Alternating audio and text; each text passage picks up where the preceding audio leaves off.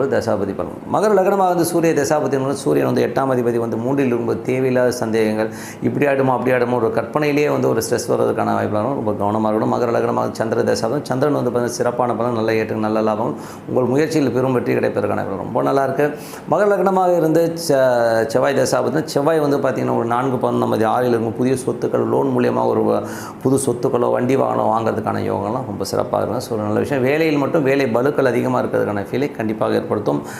மகர லக்னமாக வந்து ராகு தேசம், ராகு வந்து பார்த்திங்கன்னா உங்களுக்கு 3ல் இருக்கார். ஸோ 3ல் உள்ள ராகு வந்து உங்களுக்கு வந்து அவர் வந்து இப்போ குருவுடைய சாரத்தில் போகும்போது என்ன மாதிரி விஷயங்கள் பண்ண வரும்போது அது நிறைய பிரயாணங்கள். ஸோ நிறைய பிரயாணம் ஆன்மீக சம்மந்தமான விஷயம், நிறைய பிரயாணங்கள் மேற்கொள்வதற்கான வாய்ப்புலாம் நிறைய இருக்குது. ஸோ கொஞ்சம் வந்து ஆன்மீக சம்மந்தமான விஷயம், வேலையில் வந்து வேலையோட ஸ்ட்ரெஸ்ஸஸ் கொஞ்சம் அதிகமாக இருக்கிறதுக்கான வாய்ப்புலாம் கண்டிப்பாக இருக்குங்க. ஸோ அதனால் கொஞ்சம் அது பார்த்துக்கணும். மற்றபடி வந்து பார்த்திங்கன்னா நல்ல ஏற்றம், நல்ல லாபம் கண்டிப்பாக இருக்கும். ஸோ நிறைய பிரயாணங்களை கண்டிப்பாக கொடுத்துரும். மகர லக்னமாக வந்து குரு தேசாபதி, குரு வந்து 3-12ஆம் அதிபதி வந்து அது 3லே இருக்கிறதா அர்த்தம் பரிவர்த்தனையில். ஸோ அதனால் வந்து நல்ல ஏற்றங்கள், முயற்சியில் பெரும் வெற்றி கிடைப்பதற்கான ரொம்ப சிறப்பாக இருக்குது. புதிய நாலேஜ் வளர்த்துக்கணுங்கிற எண்ணங்களை எல்லாம் நிறைய ஏற்படுத்தும். ஏன்னா அது குரு புதன் இருக்கும்போது அந்த மாதிரி விஷயங்கள்லாம் நிறைய ஏற்படுத்தும்.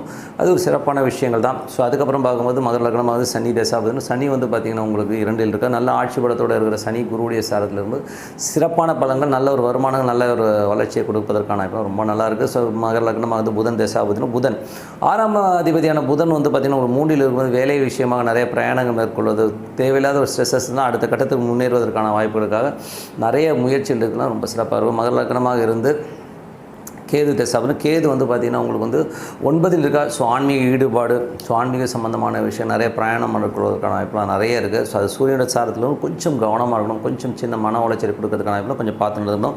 மகர லக்னமாக வந்து சுக்கிர தசாபதி, சுக்கிரன் வந்து பார்த்திங்கன்னா உங்களுக்கு வந்து ஆட்சியோடு இருக்கிறதா தான் அர்த்தம், உச்சமாக இருக்கிறதா தான் அர்த்தம். ஸோ அதனால் வந்து நல்ல வெற்றியில் முயற்சிகள் பெரும் வெற்றி கிடைப்பதற்கான வாய்ப்பு ரொம்ப சிறப்பாக இருக்குது. தொழில் ரீதியான விஷயங்களில் நிறைய கடன் வாங்குற மாதிரி சூழ்நிலை ஏற்படுத்தலாம். அதனால் அதை மட்டும் கொஞ்சம் கேர்ஃபுல்லாக இருந்துக்கணும்.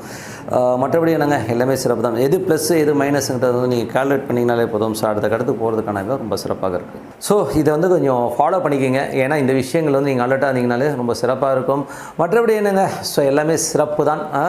ஸோ பிரார்த்தனை பண்ணுங்கள். ஸோ இதுக்கான பரிகாரம்னு சொல்ல போனோம்னா குலதெய்வ வழிபாடு ரொம்ப ரொம்ப நல்லது. குலதெய்வம் தெரியாதவர்கள் ஹரிஹரசுவரன் ஐயப்பனை வந்து வணங்க, எல்லாமே சிறப்பாக நடக்கும் சொல்லிட்டு உங்களிடம் விடைபெறுவது உங்கள் லக்ஷ்மி நாராயணன். நன்றி, வணக்கம்.